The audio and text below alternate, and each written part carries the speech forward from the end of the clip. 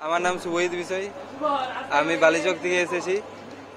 এখানে তারকেশ্বর আমরা হাঁটা চলা করে এসেছি, জল ঢেলেছি। এখানে পরিষেবা ব্যবস্থা খুব ভালো, রেলওয়ে পরিষেবা ব্যবস্থা, তারপর পুলিশ প্রশাসন সব কিছু ঠিক আছে।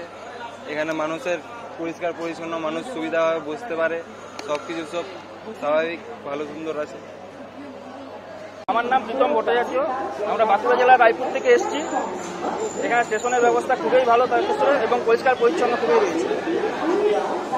নাম হচ্ছে দেবরাজ চক্রবর্তী। আমি বাঁকুড়া ডিস্ট্রিক্ট থেকে এসেছি।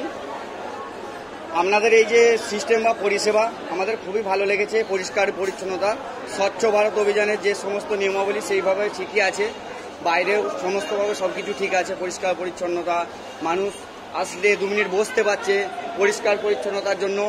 এতে আমরা খুবই খুশি এবং আমরা প্রত্যেক বাবার যে সমস্ত পুণ্যার্থী আছে সবাই খুশি। আমরা খুব সাহায্য পেয়েছি ইন্ডিয়ান রেলওয়ে সমস্ত দিক থেকে।